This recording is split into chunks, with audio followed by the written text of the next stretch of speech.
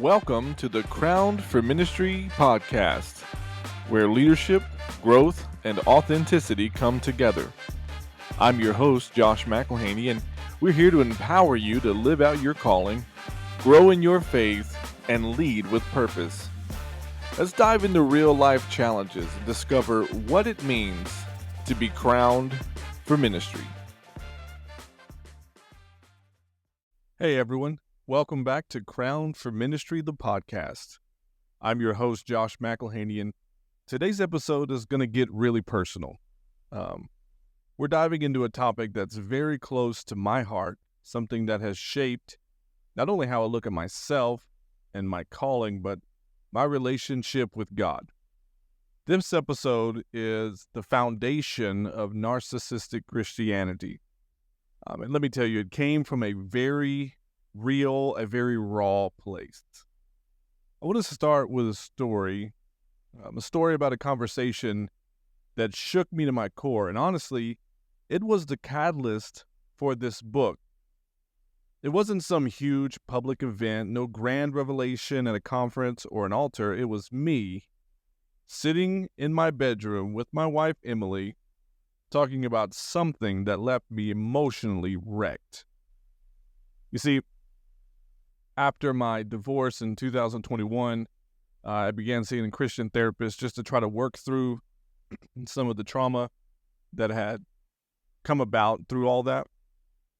And after one of these therapy sessions, I was not in a good place. And those of you who have been to therapy, I'm sure some of you know what it feels like to come out of therapy and just not feel okay. And that's where I was. I was on edge, emotionally on a ledge, to be honest. I hadn't fully processed everything from that session. And when I got home, I found myself getting snappy. And so I asked Emily to give me some grace because it wasn't just that session that was bothering me. You see, the more we began to talk, the more I began to vent. And boy, was I frustrated. I didn't hold back. I told her how frustrated I was. My ministry was going nowhere. I was writing books and they weren't selling. I mean, at this point, I'd published my 9th or 10th book, and I had just checked the Amazon stats, and I found out that in 3 months, I had sold 17 copies of 9 books. 17. I was so frustrated. That's not the impact I thought I'd be making. And at one point, Emily looks at me, and she asked me a question that, I'll be honest with you, I did not like. She said, "Josh, why are you writing this book? Is it for you, or are you looking for validation from other people?" Now, keep in mind, this seeking validation is something that I was working through in therapy because I had learned that as a child, I had developed a propensity to connect my worth to my accomplishments. I needed external validation to make me feel like I was good enough. And here we are again. Now the frustrations are really starting to boil. And so I snapped back at her and said, "Of course I write to sell books. Why wouldn't I? God gave me this gift to share with the world." But you see, deep down, something about that question just dug into my heart.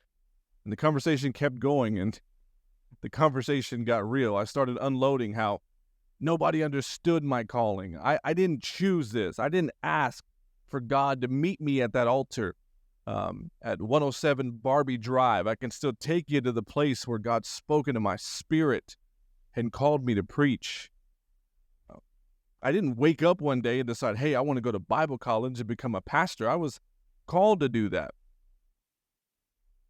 And Emily agreed with me.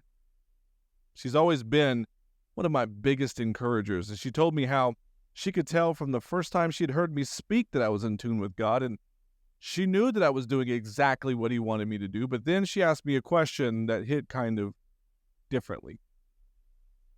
I could tell that her tone had changed, and there was a look in her eyes. And it wasn't just Emily speaking to me in this moment anymore. God had showed up in our bedroom, and I was about to experience something that would completely change the direction of my life. She said, Josh, outside of that title, outside of ministry, who are you? I'll be honest, I was not ready for that question. Of course, if you know me at all, I always have a comeback. And I quipped back and I said, who am I without my calling? Who is Picasso without his paintings, or LeBron James without basketball? Who am I without ministry? I felt like she was asking me to separate the very thing that defines me and then asking me to tell her who I was. But something happened in that moment. And she looked at me and she said, Josh, when you were pastoring, you were so connected to God. Your relationship was strong. But now, without those responsibilities, it seems different.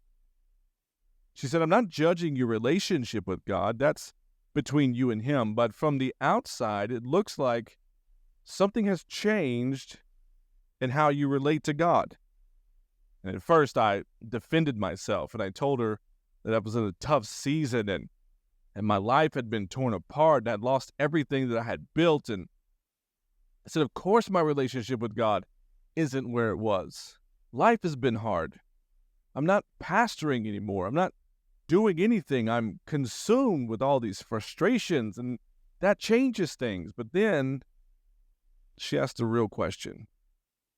The one that revealed everything, the one that wrecked me and shattered my heart. She said, Josh, you are on a journey of wondering if you are good enough without the titles, without the ministry, without the accomplishments and the validation. But she said, and this was such a God moment because I could just feel the presence of God show up in that room. She said, Josh, is God enough without the titles and the ministry? I was wrecked because I had to face the truth. And the truth was that no, he wasn't. My relationship with God had become so intertwined with ministry that without the titles and without the roles, I didn't know how to just be with God. When I stepped down from pastoring in 2019, I was in a mad scramble, fighting to stay relevant in ministry. Something I haven't really talked much about, but in 2020, during COVID, I was really in a low place, and I had a book that I was working on called The Arena, and that book has now been reworked and redone, and it's called Equipped, and it's about the armor of God. But when I was writing that book in 2020, I was so desperate. We were in quarantine, and we had been locked away, and I had been out of full-time ministry for a little over a year at this point, and I was so desperate to try to feel like I had still had the calling, that I was still Josh McElhaney, the minister. And so I rushed publishing this book, The Arena. It wasn't edited. The layout was in Microsoft Word. It wasn't professionally done. It was not a reflection of what I've done before or what I've done since, but I needed that validation. And what I did was I fell on my face. That book did nothing. In fact, I'm not sure how many people read it, but if somebody is listening to this and you did read it, I apologize sincerely. I ended up having to delete that from Amazon and completely rework that book, rewrite most of it, redesign it, change the title, release it as a completely different book. But that's how desperate I was to stay in the spotlight and to try to make sense of what God was doing in my life. I needed people to see me, that I was still the man that I was before the affair and before the resignation. I was still doing what God had called me to do. But you see, in this conversation with Emily that day in the bedroom, I realized that what the journey that God was leading me through was not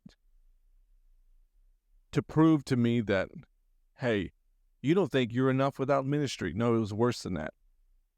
The reality, the really hard reality, was that I had somehow allowed myself to get to a place where God wasn't enough for me without ministry.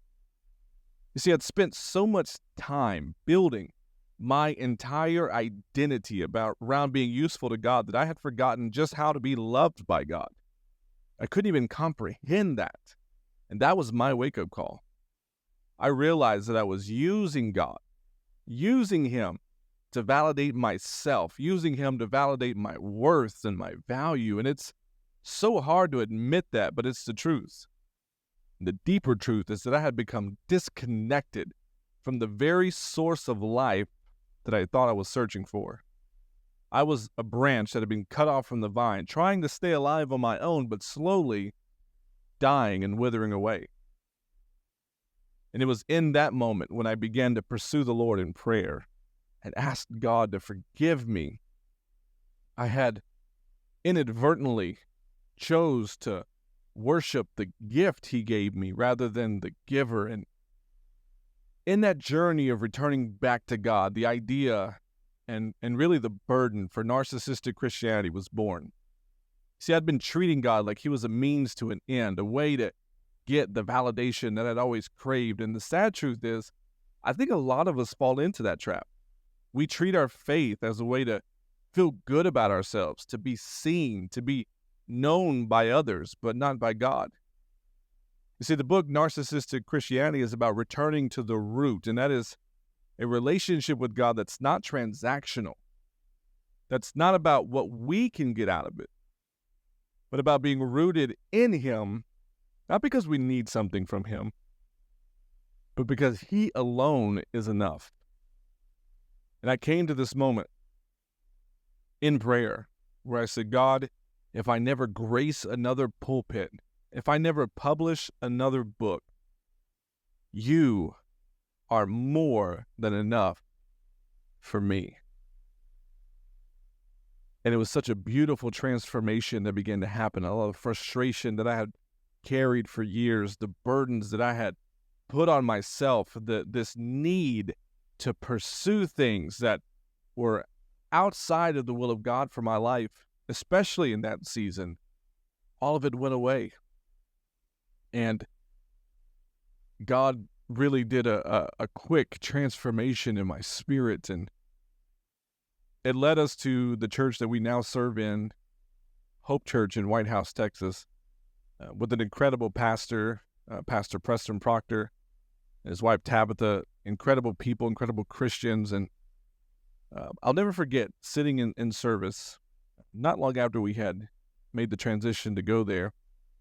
And this transition happened right around the same time I was writing and publishing the book Narcissistic Christianity. And I was sitting in service and I had my hands lifted, and I wasn't doing anything. I was just sitting on the pew. We were still very new there, not really involved in much. And I remember this realization that I was home, that I just felt secure. I felt safe again. I felt like I was where I belonged. And I remember after church coming home and having a conversation with my wife and telling her that if I stay at this church for the rest of my life and I just submit to my pastor and God doesn't use me to preach any more revivals or conferences and I don't get to travel or grace the pulpit as much as I'd wanted to, I'm okay with that. I'm okay being where I am because my relationship with God has transformed that much. It was not easy, trust me. It was not easy.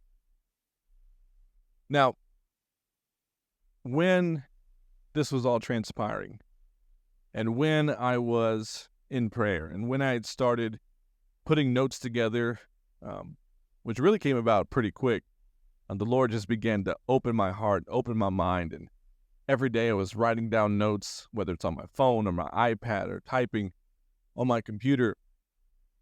And through the creation of Narcissistic Christianity, God brought me back to something that transpired, 20 years or so ago.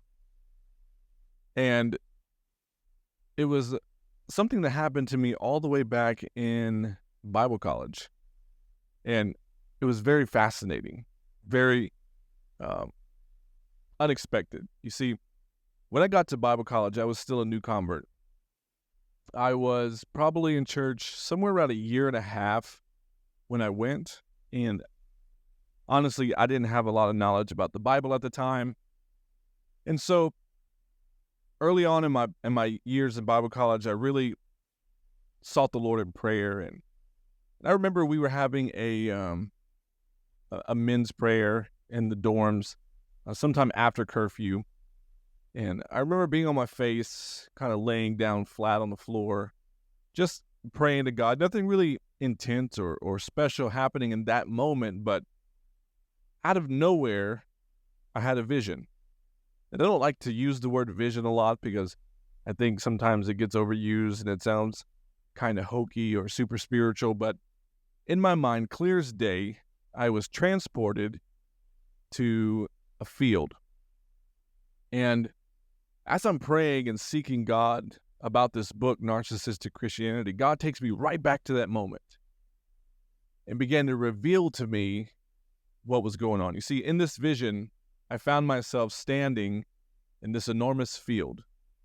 And in this field, I could see the harvest, and it was gleaming white and ripe for harvest. And I could see other people just like me spread out across the field, and everyone was holding tools necessary for harvesting this field.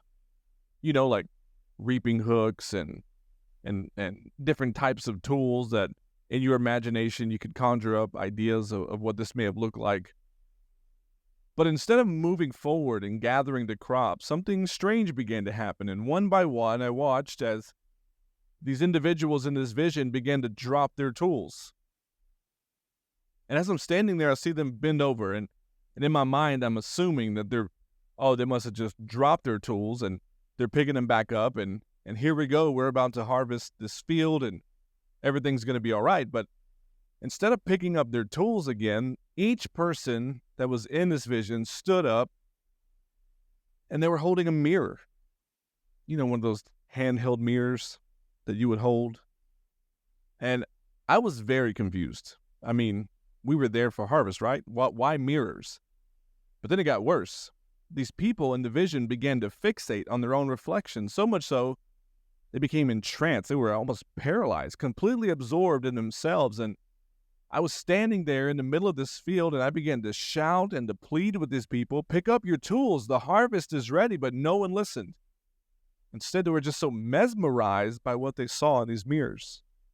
And it was heartbreaking because I knew that the harvest was ready, but no one was reaping it. And the reason is because they were all lost in their own reflections. Now, at that time, I thought the message was clear. I interpreted it as a wake-up call, a reminder not to get caught up in circumstances. I'm sure I preached about it early on in my ministry to stay focused on the mission of God, but that was just the surface. The true meaning of that vision wouldn't hit me until almost 20 years later.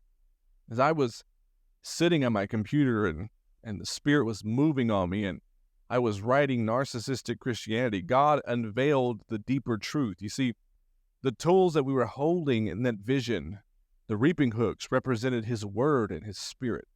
The very tools He's given us to spread the message of salvation to the world. And the mirrors, well, they represent our obsession with ourselves. Think about that for a moment. God has given us everything we need to reap the harvest, to bring people to Him, to do the work of His kingdom. But instead of focusing on that, we've become captivated by our own reflections. We've exchanged the tools for the harvest for mirrors that only reflect our desires, our egos, and our insecure need for validation. And what's tragic is that this isn't just an individual problem. It's systemic within the church. And that's when I realized this is narcissistic Christianity. A Christianity where God's word is no longer about His glory, but about how we can use it to feel good about ourselves. Where the Spirit isn't about leading us into all truth, but about making us look more spiritual in the eyes of others. And here's the thing, as long as we, as believers, are fixated on ourselves, on our image, our reputation, our achievements, we're completely missing the point. We're standing in the field that's ready for harvest, but we're blind to it because we're too busy looking at ourselves. And this is where it hit me hard. See, the mirrors weren't just a distraction. They were an idol. And as long as we keep holding up the mirror, we are not only distracted from the work God has called us to do, but we're making ourselves the center of our faith. Now, in our next episode, we're going to really dive into the 5 stages of narcissistic Christianity. But for today, I really want you to sit with this idea today, that the first step in becoming a narcissistic Christian is when we trade his spirit for a mirror. It starts when we make ourselves the focal point of our faith, and the consequences, devastating. As long as we're stuck staring at ourselves, we can't see the need of others. We can't see the world around us that's crying out for the hope and the healing that only Jesus can bring. We can't see the harvest that's ripe for the taking. But here's the good news. It doesn't have to be this way. The mirrors of idolatry can be shattered. We can return to a place where God is at the center of our lives and where his word and his spirit lead us into fields he's called us to work in. And when we do that, when we put down the mirror and pick up the tools again, only then can we truly engage in the work of his kingdom. Now, before we wrap up today's episode, I want to revisit that conversation I had with my wife, Emily, because this moment was so pivotal to the creation of this book, Narcissistic Christianity. You'll remember me sharing the conversation and how it stirred something deep within me, leading to the realization that my relationship with God had become transactional.